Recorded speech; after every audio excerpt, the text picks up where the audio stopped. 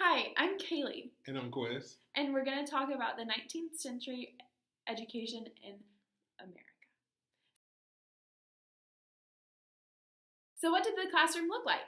Schools then were mainly log cabins or churches, mostly with one room.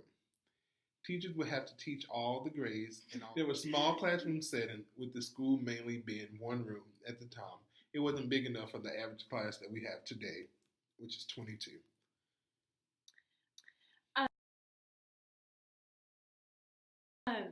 The supplies in the schools were not as fancy as the ones that we have today. They had chalkboards or slates and then chalk to write on. And the discipline was very strict. And if you stepped out of line, then it could result in detention, suspension, expulsion, and it could also be led to lashing.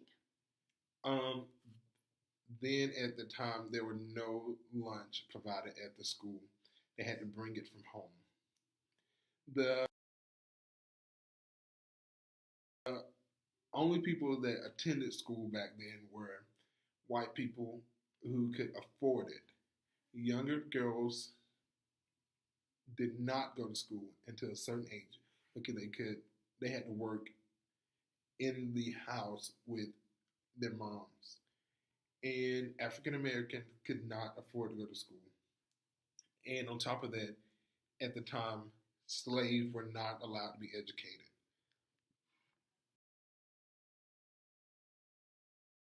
There were very few schools for the children who were disabled, and the teachers were required to have them in separate buildings and even separate schools. Thomas Gallaudet established the very first school for the deaf in 1817.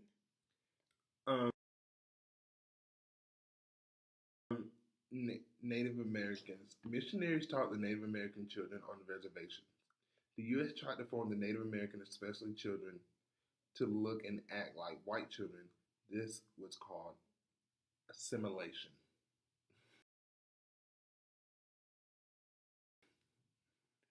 Mexican Americans. Children from Mexico had little to no opportunity to attend school, and if they did, the teachers tried to make them more like the white children, just like the Native Americans.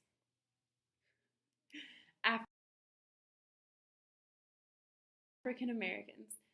Black law was established to forbade schools intended to educate African Americans from other states without permission from local authorities. Black law was established because a teacher named Prudence Crandall admitted Sarah Harris to a school in Connecticut in 1830. Before the Civil War, black code was enacted to prohibit slaves from being educated. White slave owners thought that if their slaves were educated, then it would give the slaves the idea that they could create equal rights. But we all know that everyone was created by the Lord, and we are all equal. Asian American. Asian immigrant children were few in number, but were educated. Many were Chinese parents who came to the U.S. to work for the railroad. Hi, I'm John Green. This is Crash Course U.S. History, and today we're going to continue our extensive look at American capitalism.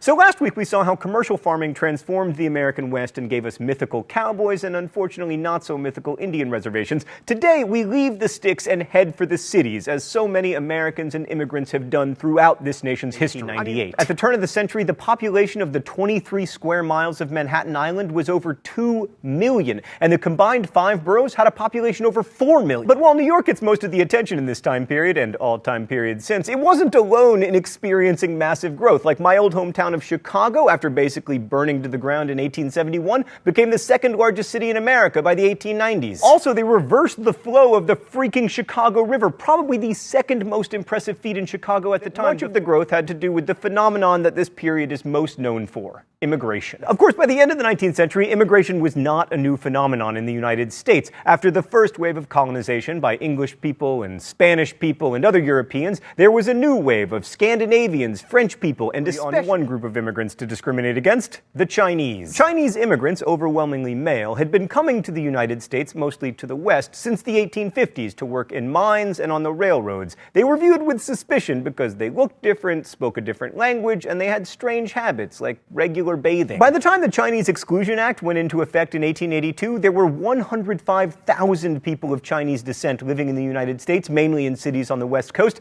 San Francisco refused to educate Asians until the state Supreme Court ordered them to do so, and even then the city responded by setting up segregated schools. The immigrants fought back through the courts. In 1886, in the case of Yik Wo versus Hopkins, the United States Supreme Court ordered San Francisco to grant Chinese-operated laundries licenses to operate. Then in 1898, in United States versus Wong Kim Ark, the court ruled that American-born children of Chinese immigrants were entitled to citizenship under the 14th Amendment, which should have been a duh, but wasn't. We've been hard on the Supreme Court here at Crash Course, but those were two good decisions. You go, Supreme Court. But despite these victories, Asian immigrants continued to face discrimination in the form of vigilante-led riots like the one in Rock Springs, Wyoming, that killed 26 people, and congressionally approved restrictions, many of which the Supreme Court did uphold. So, yeah. Also, it's important to remember that this large-scale immigration and the fear of it was part of a global phenomenon. At its peak between 1901 and the outbreak of World War I in 1914, 13 million immigrants came to the United States. In the entire period touched off by the industrialization from 1840 until 1914, a total of 40 million people came to the U.S. Points out that most immigrants to America were coming for the most obvious reason: opportunity. Industrialization, both in manufacturing and agriculture, meant that there were jobs in America. There was so much work, in fact, that companies used labor recruiters who went to Europe to advertise opportunities. Plus, the passage was relatively cheap, provided you were only going to make it once in your life, and it was fast, taking only 8 to 12 days on the new steam-powered ships. The Lower East Side of Manhattan became the magnet for waves of immigrants, first Germans, then Eastern European Jews and Italians, who tended to recreate towns and neighborhoods within blocks and sometimes single buildings. Tenements, these 4-, 5-, and 6-story buildings that were designed to be apartments, sprang up in the second half of the 19th century, and the earliest ones were so unsanitary and crowded that the city passed laws requiring a minimum of light and ventilation. And often these tenement apartments doubled as workspaces because many immigrant women and children took in piecework, especially in the garment industry. Despite local laws mandating the occasional window and outlawing the presence of cows on public streets, conditions in these cities were pretty bad. Things got a little bit better with the construction of elevated railroads and later subways that helped relieve traffic congestion, but they created a new problem: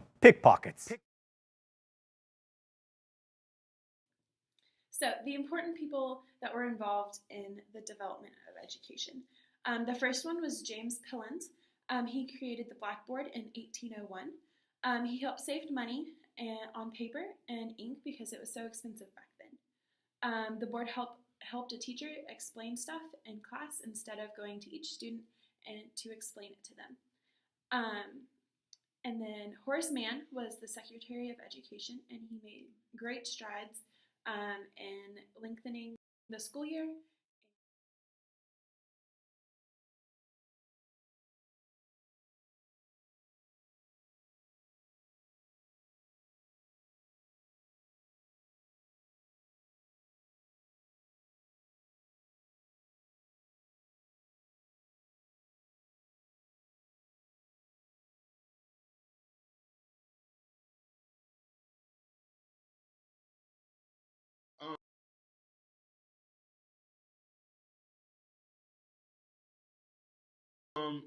During different events during the 19th century with education was that the 10th Amendment was put into place and allowed the state to have authority over the educational system, and the right for school districts to function administratively and to implement taxes started in the 19th century as well.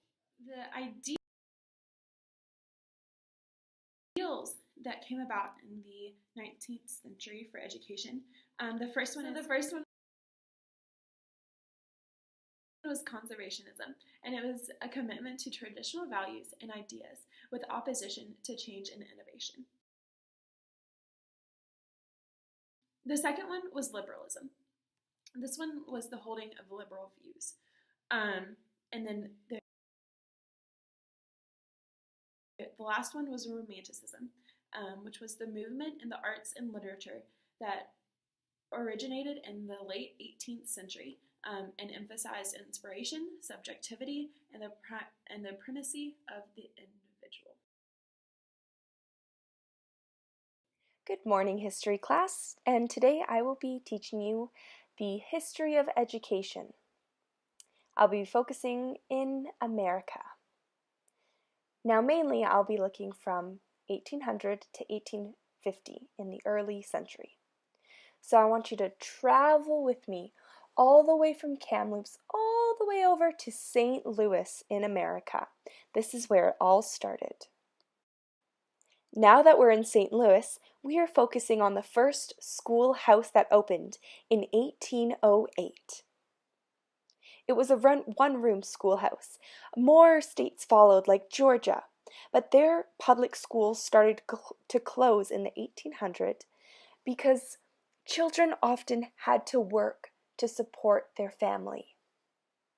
Also at this time, it was illegal to educate a slave. So unfortunately, education was out of reach for many children at this time. Alright, so in 1800, the Protestant religious revival movement, also known as the Second Great Awakening, launched a reformed movement that focused on a push for mandatory, free, public education, focusing on traditional school subjects and moral principles. Alright, now take a trip with me again from St. Louis all the way over to Massachusetts, where this guy, Horace Mann, he was the Secretary of Education in Massachusetts, and he began reforming the state's school system. He focused on creating Common Core standards within the schools. He created grade levels, and also mandatory attendance. And his goal was to create a virtuous, educated voter. Now, many other states had copied Mann's state school system, and by 1870, all states had locally tax-paid public schools, although attendance was not required. And at this time, only half the girls attended by the mid-19th century. Alright, now it's time to travel all the way from Massachusetts back to Kamloops. And this concludes the education history of early 19th century in America. Thanks for listening.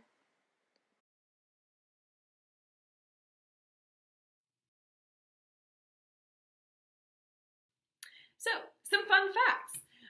The first one in 1821, the first public high school was founded in Boston, and it was called Boston English High School. And then in 1856, the first kindergarten in the United States was started in Watertown, Wisconsin, and was founded. At the time, school teachers were mainly women because the men stayed back and worked in the field with their sons. No one really drove to school at that time, and if they did, it was the wealthy family.